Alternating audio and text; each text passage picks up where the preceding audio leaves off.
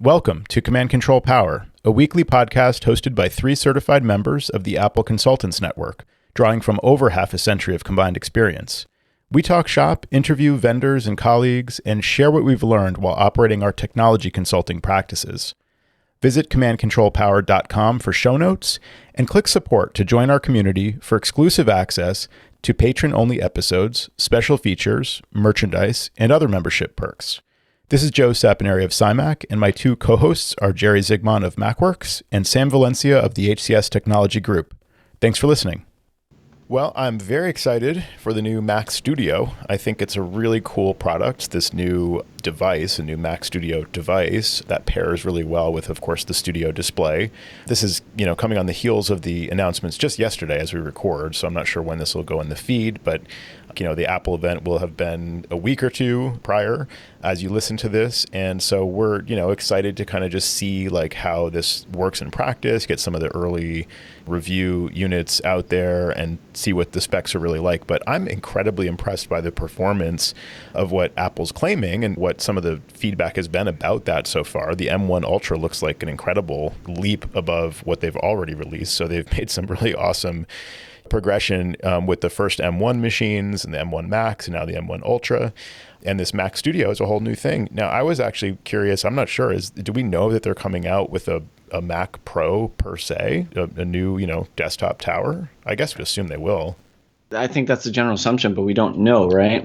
Yeah, because I was kind of thinking as this rumor came out, I'm thinking, well, okay, you could have Mac Mini and then you could have Mac Studio. Mac Pro, I feel like people don't really know that marketing term. Of course, the people that are the correct market for the Mac Pro do know that term for the most part. But I have a lot of clients who say, yeah, the Mac Pro, and they mean MacBook Pro, Right. So it's already confusing. So I was curious if Apple would just retire the Mac Pro name and just switch to Studio, but I could see them coming out with something even above and beyond this as well. Not sure what they'll do, but it's very exciting. And if you want to get let's call it the third-party take on this, because it's one thing to listen to what Apple says. They're the first party. They're going to spin it, in the best possible light. But if you want a third-party take on this, that's also very effective to just be able to communicate with your clients. Of course, TidBITS Content Network comes to mind. I'm sure a lot of our listeners are already aware of this. If you're not, definitely check it out at tcn.tidbits.com. TidBITS Content Network is content written and also images that you can use and screenshots and things like that you can send to your clients. And you can send it in lots of forms. There's social media stuff you can send out, things that are formatted more for a blog or a newsletter.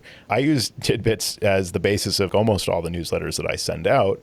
And it's just a really convenient recap. Rather than copying and pasting from Apple's website, I copy and paste the content that I'm entitled to copy and share with my clients, which is the content from Adam Engst at TidBITS Content Network. Adam's got a post out already, 24 hours after the Apple announcements, a bonus content post with all the review of these latest announcements. Of course, the Mac Studio and the Studio Display are the most interesting to me. There's also a new iPad Air, some new colors of iPhone. I guess the iPhone SE is new. Sam, do you have a lot of clients that these products would be appealing for? The SE could be for some people, but if you're talking about the Mac Studio, I can think of a couple that are out there that are obviously, we're going to say in the graphic design field or advertising field, that are pretty hot to trot on this. I'm pretty excited about the display as well. Yeah. I think one of the things that Adam said was this setup is really one of the best video conferencing setups you could get because of the really high quality display, of course, the built-in very high quality camera, and also the fact that it uses center stage, which is that feature that kind of tracks you in the room. And if somebody else joins you in the room, it kind of zooms out and incorporates them into the picture. So it's a really nice way to do a video call with clients, with whoever. And that's not a reason to buy a multi-$1,000 workstation. But it is a really nice way to look at this. It's just got all this stuff built in, and it's a really nice setup. Now, the thing about it is it's comprised of component parts. So it's a display and a separate desktop Mac. And I really have come to like the all-in-one aspect of the iMac for my clients, who need a desktop. It's just simpler. I mean, I know it's one cable, to connect the Mac to the monitor and provide power and stuff. And that's pretty darn simple for a laptop connecting to this monitor, for example. But there's something a little bit less elegant about having the separate Mac Studio and the separate display for some of the clients that I'd like to spec a larger screen desktop for. And I have clients waiting on, like the equivalent of like a 27-inch iMac who either need more capacity than the 24-inch iMac has or just want the bigger screen.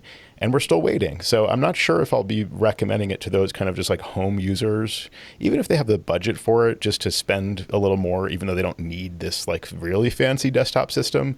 They might be willing to, but I'm not sure I'd even recommend it for them. So I'm not sure. I'm going to see how the rest of our colleagues kind of respond to that. But yeah, check out TidBITS Content Network for Adam's take on this and a really good basis for your communications with clients about it. Great images and text you can just copy into your own newsletters and blogs. So it's a fantastic service. I'd highly recommend it. And thanks for sponsoring us, Adam. We really appreciate your support.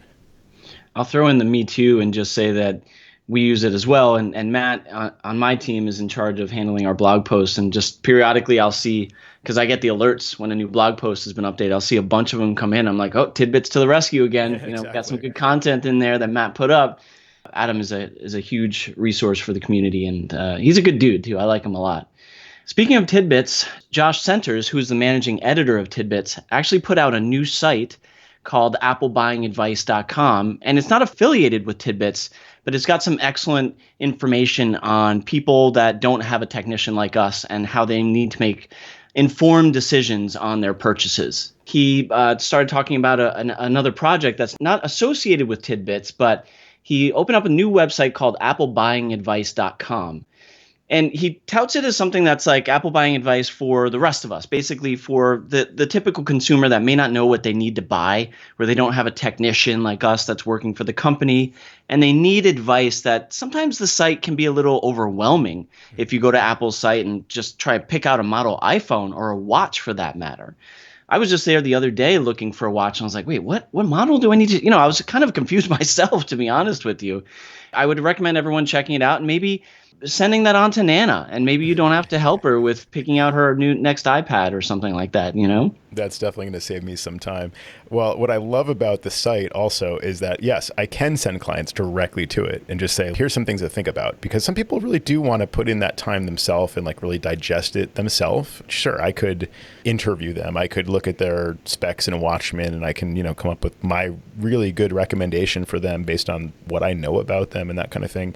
That takes me time, and there's often no real upside for that. We're probably going to help them with the migration either way. It's not like I'm trying to win their business necessarily, but I do put that extra time and effort in sometimes. And I tend to spend a lot of time with, writing up a really clear, recommendation. I'd much rather be able to just link them to the site.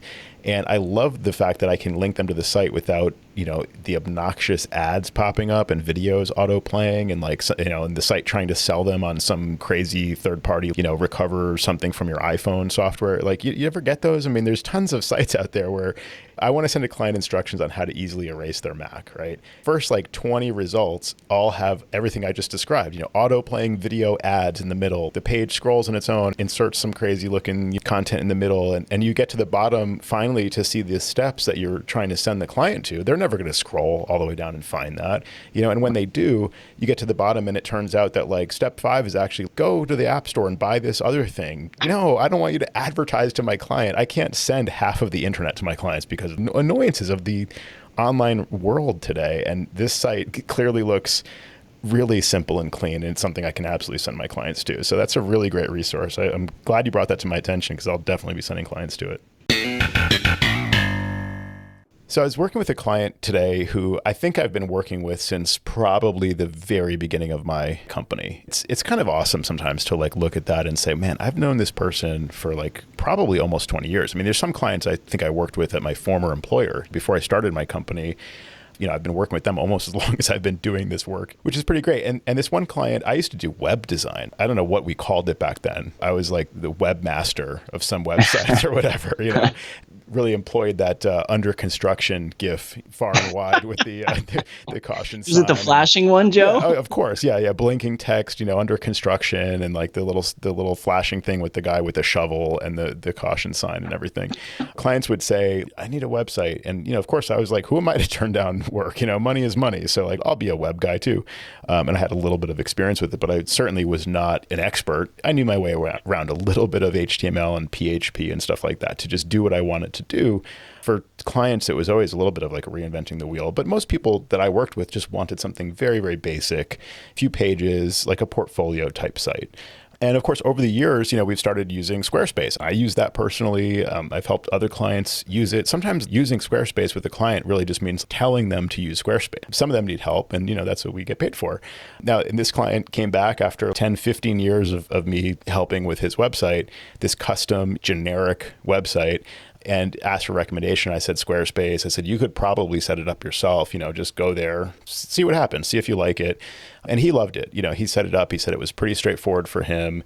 It's not his main forte, but he was very comfortable doing it. I think it took him about a week or so after the recommendation I made to try Squarespace that he actually had a working site. And we just had a call today to switch over and go live on his new site. So it was really simple and easy. So in working with him, I was also working on getting his email migrated to Microsoft 365. That's kind of our go-to. And he already had an account with Microsoft that was like a personal account for his Microsoft Office family licenses. Tried to preempt the trouble that you get into if you create a new Microsoft account. Now you've got to deal with work versus personal. And that can introduce issues with the migration that I remember Jerry talking about recently. And so I thought, let's try to preempt this. So we ended up spending 10 or 15 minutes on the phone just like trying to figure out an alternative email address to change his Microsoft personal account to. We tried his personal Opt Online account provided by the internet service provider. You go to their website, the email tab just doesn't exist anymore once you log in. I guess they killed the account at some point. I don't know. What some providers get away with is just so amazing to me. We gave up on that one. We're like, all right, I guess that email address doesn't exist anymore. So let's try this other one. How's your Mac.com? He had that listed as his account in iCloud, his name at Mac.com. He's been a Mac user for a long time. I probably set that up for him years and years ago. We gave Microsoft that address. No emails coming through. No confirmation. Well, that's weird. Got any other addresses? So I go and I try emailing his Mac.com address as a test, and I get a bounce message. I'm like, that's weird. It's configured. It says it's online, Delve in a little bit deeper and realize that it's actually the iCloud.com address that's showing up in mail, even though in system preferences, iCloud shows the @mac.com address. So that was a little inconsistent and strange. Really? So I emailed his iCloud.com. It worked.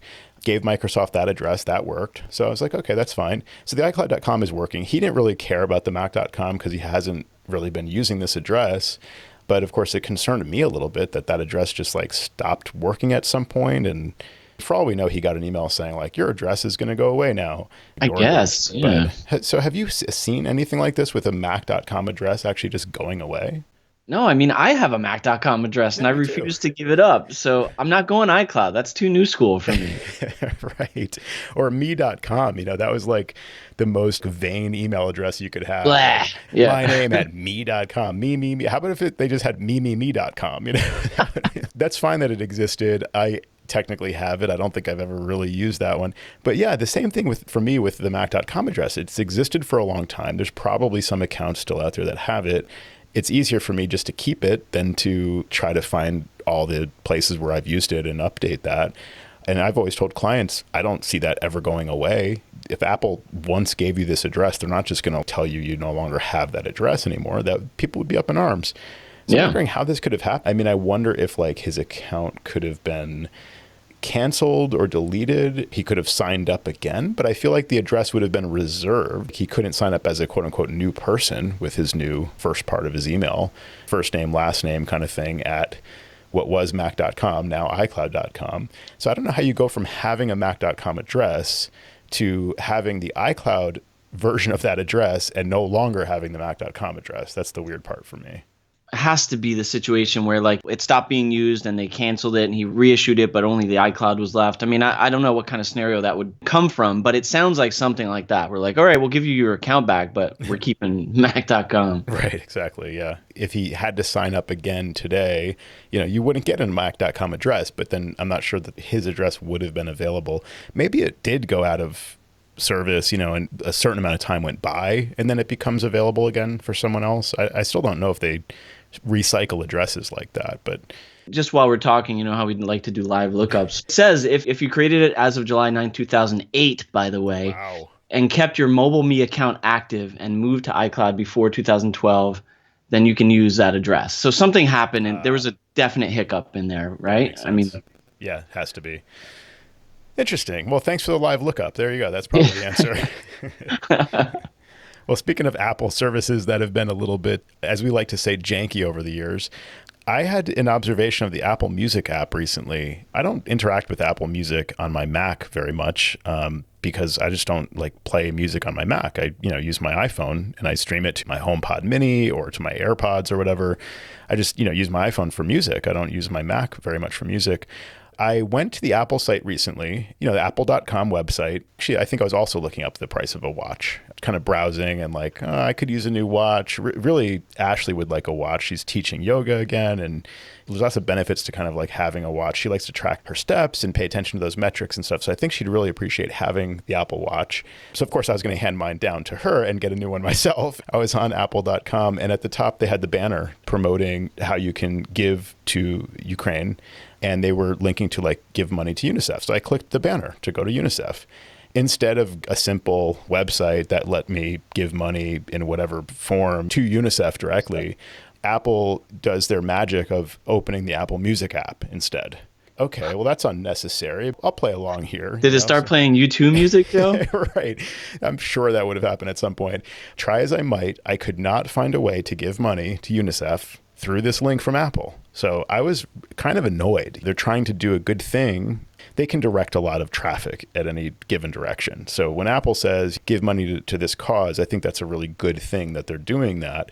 But I was just frustrated. My cynical take was that they're opening the music app because they just want to get people into the music app. If you're not signed in, you should get signed in because then you can sign up for Apple Music and we'll give a banner promoting Apple Music and all this stuff. That was my cynical take. Maybe they were doing it because most people do have an account already in Apple Music and they can easily give money that way as opposed to like a web form. Maybe if they A/B tested it, maybe that is a more effective way of directing more money at a cause. But I got stuck multiple times. I don't know what the problem was. I wasn't signed in, prompted me to sign in, but to the wrong account. That didn't work. Then I went and signed into the right account. Even though I was signed into the right account, I still couldn't give money. It still kept me, I have screenshots. Like it just kept me going in circles and I was really frustrated and I gave up. So I just wanted to say the Apple Music app to me seems a lot like the iTunes app that I tried to fix. Joe, I have to tell you something. So I had to test this while you were talking, of course, right? Of course. So I went to the site, I clicked on donate, and it prompted me in Apple Music with the UNICEF page. It showed up right away, and then it asked for my Apple ID, which I didn't expect, and I authenticated. And I was like, let me see if I can actually donate. And I was surprised at how easy it was. I donated an undisclosed sum of money, let's put it that way, because it was just a one click. There was nothing like, are you sure? Well, maybe I can Apple pay you or whatever, and like you can just make that from both of us. Yeah. Oh my goodness. I'm glad I didn't pick a huge sum of money because I was just testing it and it donated right away. Yeah, everybody playing along at home, go to your Apple Music app, try to give $1,000, just see if it works. It is a good cause, obviously. I hope I'm an edge case with whatever it is about my setup that didn't work. I found that interesting that it was just as bad as iTunes was back in the day. Remember that? Syncing your music and backing up your iPhone, and that was fun times. Right. The amount of storage space it took up on the Mac when you had those multiple backups, and there's gigs and gigs of storage space. Oh, and people still have those. To Apple's credit, when you go into the review storage, it'll suggest those backups, things you might want to delete at some point. I think it doesn't say like iOS files, and it's got like the backups there in addition to like firmware and random stuff, old apps and things. Speaking of old school and iTunes, it just made me think about this. I was in a car with a few old friends the other day, and the driver asked me if I could look up the address on Waze and see where to go because it was about an hour and a half trip. And so I look it up and I'm like, oh, you got to take 95, which is the interstate around here. And he's like, okay. And then the other guy's, no. 95's out of the way. You got to go this way. You got to go to Hutch and then take this way and into the city and all this stuff. And I'm like, okay, so which way are we going to go, guys? Because I have the mapping system in front of me, which gives us the best possible route, right? And then the driver, who's also a really good friend of mine, is just like, yeah, 95's out of the way. Let's take this way. A few minutes later, we hit traffic, right? What time we supposed to get there? And I'm like, well, the app now says 10:20, which is 20 minutes late than we're supposed to be there. Oh, man, we're going to be late. Well, to be honest, guys, if you had listened to me, we would have been 10 minutes early going by the Waze app. Wow. And there was silence. I think they were a little pissed at me. Yeah. Fighting technology. Technology has some really good uses sometimes, and that seems to be one of them. Between incorporating live traffic and understanding the speed of all the different routes and then giving you the suggested one, it's kind of what technology is good at, I think. So, Right. yeah. I remember when, before the days of GPS, with like the first iPhone, trying to follow the maps using cellular geolocation. That was terrible. That was really bad. It's like, what road are you even on? I had no idea, you know? You probably still have that phone in your museum, right? I think I do, actually. Yeah. I wish I had like a better condition one, because I think those are worth some decent cash on eBay now. Speaking of some tangled messes of software, I'd be remiss not to mention my experience with Microsoft Windows 365. I don't know if I mentioned this on the show yet, but have you used that, Sam? Windows 365, like the cloud-hosted version of Windows? No, I have not. So I mentioned this on a show a while back. Well, what I mentioned was there must be a go-to recommendation for when clients that are buying these new Apple Silicon machines need Windows. It used to be that, yeah, sure, run it in Parallels or VMware Fusion. It's certainly more limited if you have to run the ARM version of Windows and stuff. So I thought, what about cloud versions? Like there's companies that host Windows specifically for QuickBooks for Windows, for example, or just sometimes they specialize in something like that, or just like generic Windows terminals. And I looked it up, and Microsoft is now offering that as a first-party offering. So just like they have Office 365, which to me made sense. Then they renamed it Microsoft 365. I don't know why, because now they have Windows 365. Now I understand why clients are confused, because to me, calling it Microsoft 365 is like the all-encompassing, that's the company. Like yeah. Windows 365 is the OS. That I understand. They still call it Office 365. That doesn't, I just, in my brain, it doesn't like compute, but yeah, totally. So they do have Microsoft Windows 365, and signing up for it was really a mess. I've only trialed it with one client so far, and it was this exact situation. He had this Windows software that he was accessing in Parallels on his Mac, an old Intel Mac, and he went and bought a new Mac and then said, hey, we're going to migrate. Okay, sounds good. We'll do our best. And so we got into it. And then he said, now what about my Windows software? And I was like, what about your Windows software? I've never talked to you before. Like, I didn't know you were using Windows software. Okay, well, I'm aware of this Microsoft service. Let's give it a try. One of the problems was he's using GoDaddy for his email hosting, reselling Microsoft 365, which GoDaddy still calls Office 365. So GoDaddy support for Microsoft 365 hosted email is not good. Garbage. Yeah, by definition, like they don't support most of the features of Microsoft 365. They just barely support accessing your email, configuring your different devices, whatever. If you have problems, like they can't provide support for more than that, you can't get support from Microsoft for Microsoft 365 if it's been resold by GoDaddy. They're your point of contact. So that part's annoying. We already know that's annoying. The fact that he had his Microsoft account was proxied through GoDaddy, essentially signing up for this Microsoft 365 service using his existing Microsoft account. That didn't work. We just kept getting through these loops of Microsoft sign-ins and stuff because it was actually authenticating through GoDaddy's server and they don't support this or something. I don't really know. So we used his personal email account to sign up, for a new Microsoft account, and then signed up for this Microsoft 365 service. So got through all that, got the new Windows machine set up. It's in the cloud. There's a web interface to access it. That was neat. Of course, you can just add it to Microsoft Remote Desktop. So we did that. Took a little bit before it appeared. It's like provisioning a new server, essentially. Not a whole, hardware device, but like a virtual machine probably, essentially. So it takes a little bit of time for that to be active and available. But once it was, we got all that set up and, logged into Windows, installed the software he needed for this obscure company, I guess, that to me, they seemed obscure because their response to how to do this from a Mac was using Boot Camp and generic instructions from 5 or 10 years ago. And they haven't really updated it since then. And I think they knew about Parallels, but it was not even part of their main instructions. And do you have a recommendation for people running Apple Silicon machines? Can you use Boot Camp or this and that? And I'm like, no, you can't. Is there a provider that you recommend for a virtual, Windows in the cloud service, blah, blah, blah? They had nothing to say about it. So we installed it, we got it working, and the thing we found was that the login would time out. This app that he's using, this service, has a local program, and you connect to a remote server that this company is running. It was all configured. We had his login credentials tested and confirmed and working, and then it didn't work. And he found like 1 in 3 times the login worked, and 2 out of 3 it didn't work, kind of thing. Without changing any settings, just click login again and then it works.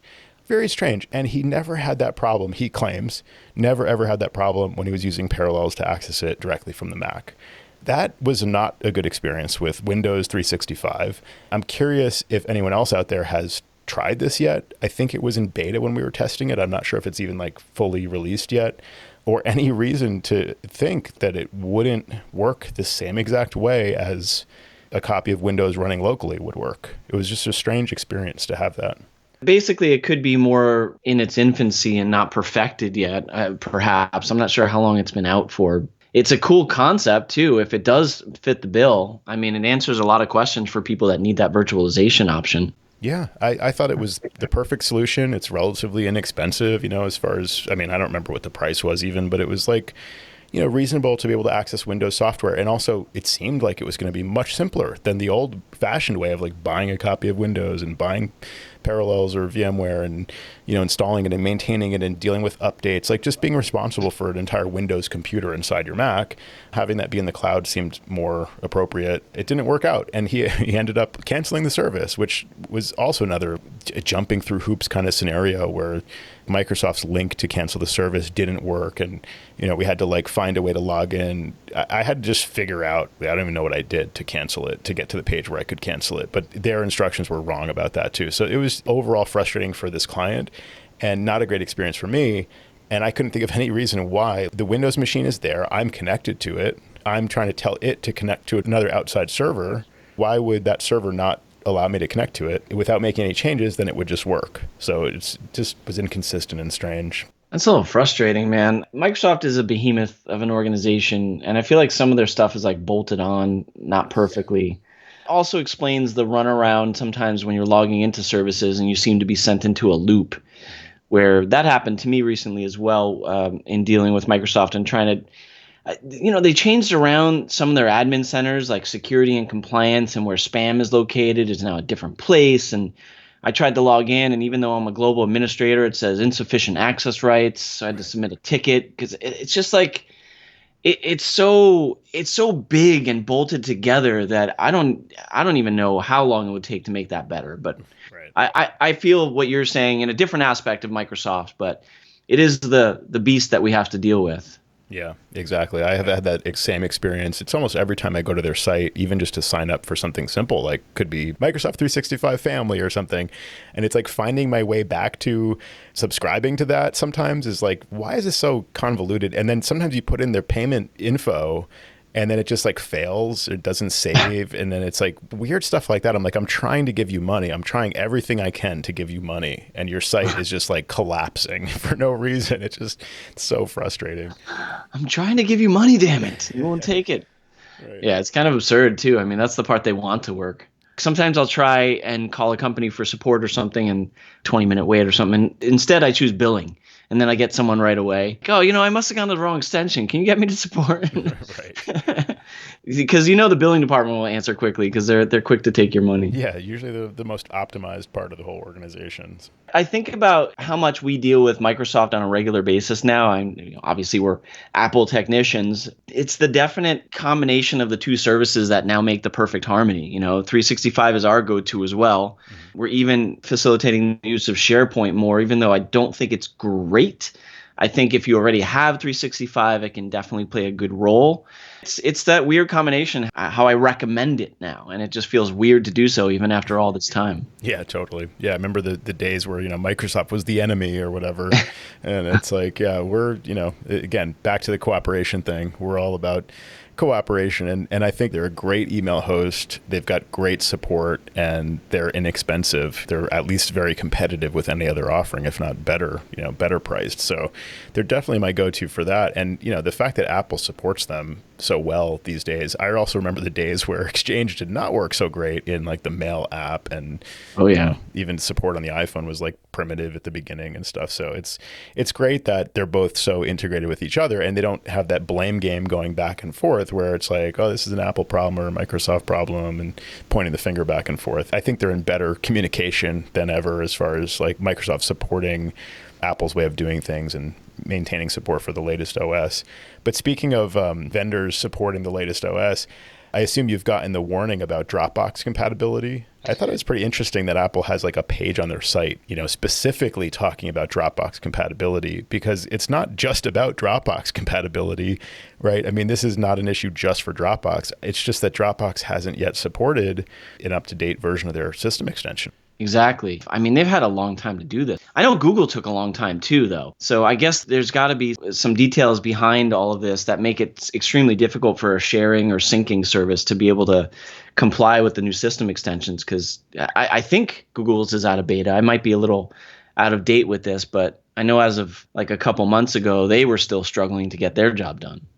Wondering when I saw this come up that there would be this warning and so on, like, so we knew what to expect. That was coming out before 12.2 dropped, and this doesn't affect systems until they update to 12.3. And I was wondering, why are we getting this anticipated issue? First of all, can't Dropbox just take the next few weeks and just get this done, so they can preempt this? Yeah. But then I realized it's actually because I think you get the warning on 12.2, right? When it's either 12.2 or 12.2.1 or something like that. But that's when you get the warning from the system saying like, this will happen in the next version, that we won't support these legacy system extensions. And so I guess that's why this is coming down to the wire where, people are going to get that warning and be afraid and call Apple, or call Dropbox. So both companies are kind of preempting that as much as they can by posting, articles about it. But it is kind of surprising that a company that, is right up there with some of these biggest names on the web couldn't get this done sooner and just preempt this whole thing even happening. It's a little shocking. You expect some of the smaller players to struggle to keep up at times. And for the most part, I think Apple does give adequate notice for, deprecations of things. So it goes to speak to, I guess, how like going back to it, how difficult this must be. I just can't even imagine. Its system extension is basically a sandbox version of a kernel extension. So what is the holdup here that won't allow them to do something? It's got to be them like meeting some sort of Apple guidelines for security and privacy they can't figure out. Right. Well, it also goes back to Dropbox prompting for accessibility, where Dropbox wants to be able to control your system. It's like, it doesn't feel like it should have to do that, why do you want to control my system exactly? I want you to download files and upload files. I don't want you to have control over my system. That's just a strange thing that they have always prompted for, going back to when that became a prompt. And it's like, well, before then, what the heck were you doing? Why, what kind of incorrect method of implementing these features were you using? Because, you should have never needed that. And then you had to prompt for that. It is strange to see how the fallout from this stuff is sometimes confusion of users and, lacking features and slow vendor, compliance and stuff like that. But it kind of goes back to the Microsoft conversation, because Microsoft's approach is the opposite. We never want to break compatibility, even with software that's 10 years old, if we can avoid it. So that's why everything's bolted on. They just keep building more on top of things. And it's like this house of cards, it feels like sometimes, whereas Apple's, okay, we're declaring a clean slate in this area. Yeah, you might have got used to things working that way and being not prompting the user and not requiring you to code your software in a certain way. Too bad. You're going to have to do that now. Get used to it. And either that or it's just going to stop working. And I guess Apple has to deal with a lot of those phone calls probably, but they do it anyway because it's for the sake of privacy and security, which I think is probably the right call to do that. And I'm sure we'll see the Apple discussions forums fill up with come on, Apple, fix this. Yeah, exactly. Right. And yet they broke it on purpose, essentially, despite the fallout. But they did the right thing. And yet people are going to be up in arms about it probably. I was thinking about what you were talking about with Dropbox and security and privacy and those features and some of the things we can control by an MDM like Addigy so the users don't see that sort of thing. We can, in some respects, make life a little easier for the end user, but I was also just thinking about an MDM issue that hit me the other day. I guess I kind of didn't expect via Addigy or any other solution that can handle MDM, you can hand out a configuration profile to make sure that a password expires after a certain amount of time. While that can be a good thought process, make people cycle over passwords and I guess more secure environments, we'll say. One thing that is kind of an interesting thing that I wanted to throw out there to the general audience in case anyone's using something like this is when you do a profile like that, it doesn't decipher who should expire. So if you have an admin account on there, it also expires after that time frame. So like if you set it for 90 days and you have an admin on there, it's going to expire. And the reason why I'm bringing this up is because I kind of forgot about this. And one day I had to authenticate for a user to do something. So I was remoting into their computer and they're like, yeah, I can't do this without admin rights. I'm like, okay, cool. I'll jump in. I put in my credentials. I get the shake. I'm like, what? I'm like, okay, I put in my credentials again. I get the shake. I look in our catalog of information for the password. I'm like, that's right. I'm like, why is it not working? It turns out that in the background, because I don't log into that account typically, that it hit the expiration time. But there's nothing visible in that window when you're just authenticating at a dialog box to say, no, this password has expired. Interesting. I was wondering what the effect would be, like, and how you would, it's like if you miss the window of when it expires, like, you've got to go in and change it proactively, right? Yeah, that's the thing. So now you got to know that. So we actually removed it since then. But so what I had to do, and again, I'm just putting it out there in case it helps anybody else, is I went into terminal and I did an SU command to the admin account. At first, I was checking to see, could I authenticate? And so I put in the password when it asked, and then it said, enter the old password. And I put it in, then said, enter the new password. You can do it through the SU command in terminal, and then I was able to authenticate and do what they needed to do. So I was able to update the password there instead of having to log out and log back in as the admin account. That's interesting. So you had to do it on the command line.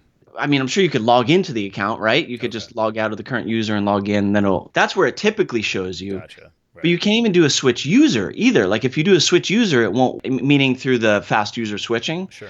You have to be at like the login window. So you have to log out. That kind of threw me off a little bit that day, but thankfully terminal to the rescue. But just an interesting little side note if you ever set password expirations in MDM profile. That's a great tip. I've been continuing my path into more and more Addigy and just understanding MDM better and, using more features, implementing Addigy identity for single sign-on and things like that. It's been really interesting to learn more about that. But there's definitely some edge cases in MDM in general. It seems like it's still, I don't want to sell it short because it's MDM in general is great, but it's like 80 to 90% of what you would want. There's certain gotchas and things, and I feel like this is one of them. It's like, yeah, that's nice that feature exists, but like, got to keep that in mind that the admin account also follows that policy. It's like, wouldn't it be nice just to have a thing that's like, accept admin accounts? Oh, I'd love that. It's like, there's certain things like that I feel like are lacking in the MDM sort of protocol in general. And of course, all the vendors have to just comply with that protocol. For the most part, a lot of the features are the same across platforms, and it's about how they implement it. The lowest common denominator is like what's available in the profiles. That's exactly what you have, that rigidity in some respects with MDM. Right. It's exactly what Apple offers, besides scripting and doing other fancy stuff. Right. And it's amazing sometimes what happens where, it's like, oh, I'm noticing this behavior. And then it's like, oh, yeah, that's just how like MDM works sometimes. And it's just a known thing. And you just have to get to know it that way. One thing I will say that's been great, speaking of Addigy, I had a client configured for MDM, and we started managing iOS devices, which we normally don't do. I mean, we just haven't had a big need for it. But we have a client where this is a bit of a need. So we've kind of gotten a little practice doing it and, actually doing it for them. And there were a couple things that weren't happening as smoothly. Speaking of, MDM sometimes just like not working or taking longer than you think or whatever. We were deploying some apps and I thought they should just all push out to the devices. I wasn't sure why it wasn't working. I turned on this new feature of Addigy. It's in beta. It's called MDM Live. And everything worked. Like I literally just turned on that feature and all the apps that I thought like, why aren't these deploying? I wonder why these devices aren't checking in and whatever. Turned on MDM Live and it just all worked. I was so impressed. It was fantastic. And it's really fast. It seems like it's definitely faster than whatever the alternative is. I don't know what it is. It's some kind of special sauce they created, but if you're an Addigy user, consider giving that a try and giving them any feedback you have, because it's been really easy for me and useful. And it seems like they've been making a lot of steps like that. Like Live Desktop 2 is great. Live Terminal is great. So MDM Live is also very, very good. I don't think I was aware of this, Joe, so I just checked it out. It's patented. Our patented MDM Live is an enhancement. So that's interesting. Like you said, I mean, speeds up the process, makes it more efficient. I was not in the know, as they say. Yeah. I mean, there's a lot of little features like that. They've been innovating quite a bit and, refining what they already have, and support has been great. I've just been consistently very impressed with Addigy. Keep on the path they're on because they're going in a good direction. And I'm glad to get the experience in general with MDM. It's a great platform to become familiar with, through Addigy. So if you haven't tried Live Terminal, that's so useful. And of course, Live Desktop, I've spoken about on the show multiple times, but Live Desktop 2 is just like a new version of that. And it's just been so useful. It's how we oversee migrations and other remote, processes and things. It's like having ARD without having a VPN. It's just ARD. Yeah, but like all the good parts of ARD. So it's fantastic. And in fact, I have a feature suggestion for Live Desktop. If you're an Addigy user, there's a way that I think that it could allow you to save credentials for the machine. So imagine with screen sharing or with Apple Remote Desktop, you do have credentials saved oftentimes for a remote machine that you're connecting to. So you can easily reconnect to it, obviously, and use a nice strong password and not have to worry about manually typing it or copying and pasting it or whatever. So you can save it in your keychain. So I think Live Desktop 2 should be able to do that. And I have a feature suggestion to implement that just in my way of thinking about it. So if you're an Addigy customer, look in our show notes and link over to the feature suggestion, and maybe you can vote for it and see if they implement it. One thing that I am totally excited about is Flex Policies Beta, which allows devices to be in more than one policy at a time. Hallelujah! Exactly. That's going to be a very nice feature. I took a long time to come to the party, as I usually do, in more ways than one, but especially with adopting new technology. Usually it goes, Jerry is there on day 0, Sam, you're right there after him, and I take like another year or something. And I think it was the same with Addigy. I finally came around to it a few years ago. It's just been so great. If you're like me, if you were not using an MDM platform, it's a great one. I found it very straightforward, come to understand how it works. It's got a great community in Slack, on the Mac admin Slack, and a great support team. You can do so much. So whether it's Addigy or something else, I strongly encourage listeners who haven't gotten on board with MDM, which I'm sure there's a few people out there, some kind of management platform that, like you said, lets you do scripting and deploy any old software you want. That goes above and beyond MDM. But of course, having the MDM knowledge as well is really important too these days, more and more so, according to Apple. There's some cool stuff coming down the pike. So I think we'll see some massive improvements all across the board with MDM, but this is great stuff. I had a customer that he only reaches out in the middle of the night. Like this is like a 1 a.m. type of guy. He's the CEO of and owner of the company he runs, which we support, but he works some crazy weird hours. And of course, I'll never respond to him at that time, but he emailed and he never uses our ticketing system. Still just can't understand why he can't use that address, but whatever. I told my wife I was going to quickly upgrade her to Monterey, and now it's stuck at a progress bar forever. Oh, no. And we know what that is, right? Yeah. I mean, I was like, oh. So, dude, and it's like 1 a.m, like I said. So I set up a reply for 8 a.m., and I'm just like, I'll reply to him then. I set it up automatically because, unfortunately, I was up at 1 a.m. Mm-hmm. I don't think this is supposed to work, so I wanted to get your take on this, Joe. He's in New York City, and I'm about an hour out. And I'm like, I'm not running over to New York City right now. I told him he can messenger it to me or drive it up if he wants. Because he said his wife was freaking out at him because she had a big deadline due. And I said, look, listen, try this as a last-ditch effort. I had him boot into recovery, attempt to reinstall Mac OS, which on her computer, which we don't manage, was High Sierra. It's kind of old. Wow. Yeah. And it worked. He reinstalled the OS, it rebooted, and it went back to High Sierra. Oh, that's weird. Right? Right? Like, did everything work? I mean, I wonder about like local apps with databases. Like I always think of Contacts app. Joe, I tell you, when I gave him that advice, I 100% expected it not to work. I expected to buy me some time to figure out what we could do. I feel like that's the Apple playbook sometimes. You know, it's like, let's erase it and then just see what comes back to me. I didn't have him do that. I mean, come on. That's funny.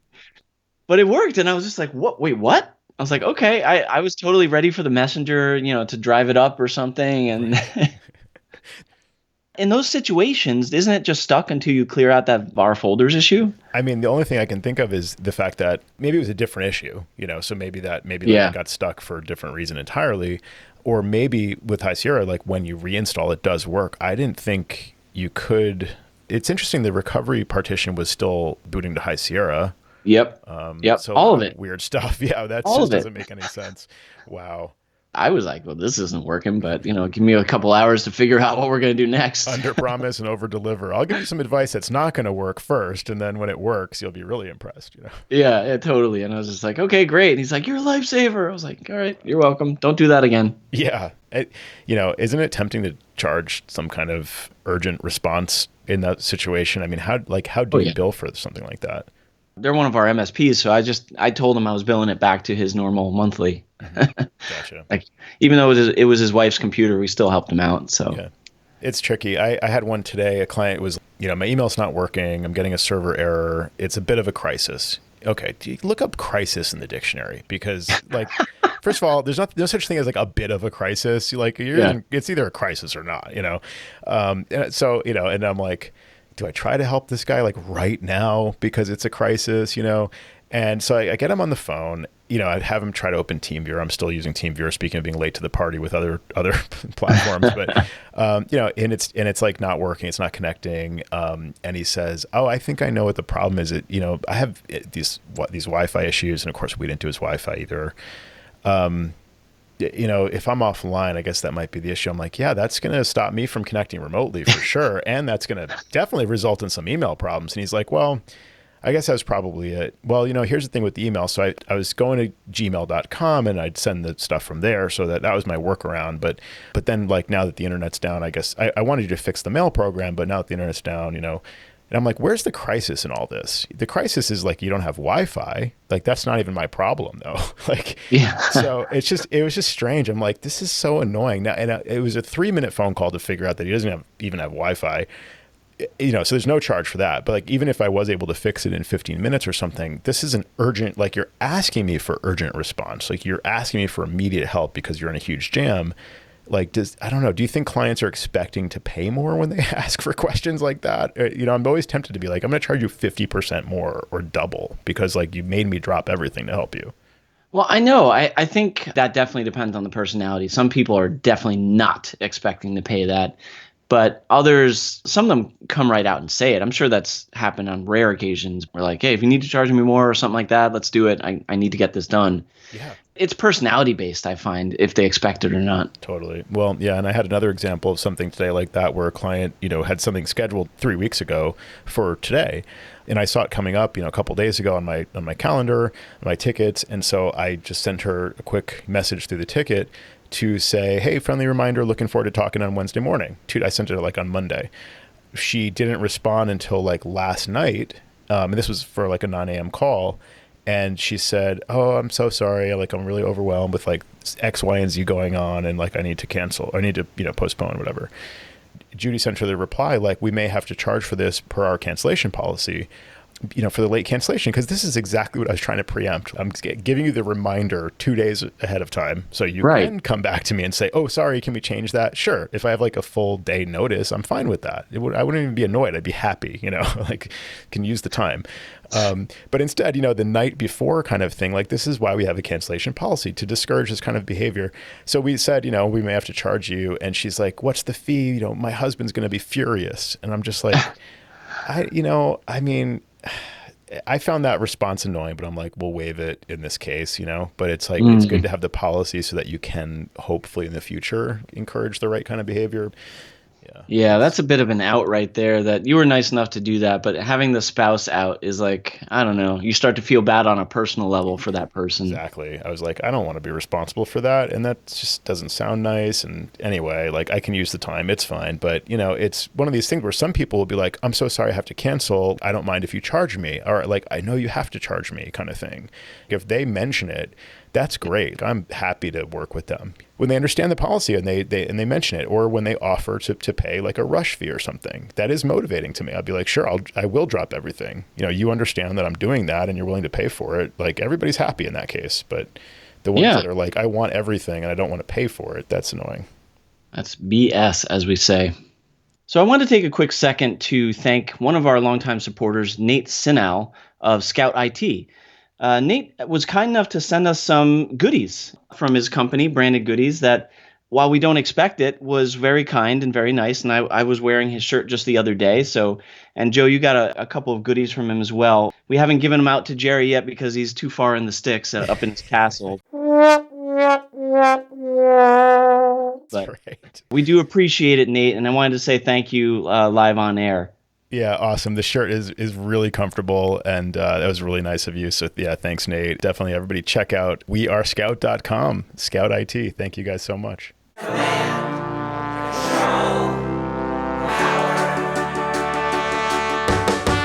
Jerry does his voices of customers of all kinds. Am I on the cloud? Joe spins his deeply detailed yarns all the time. I have a whole story about this. Sam is on the road again, phoning in from a hotel. At least we know where I am.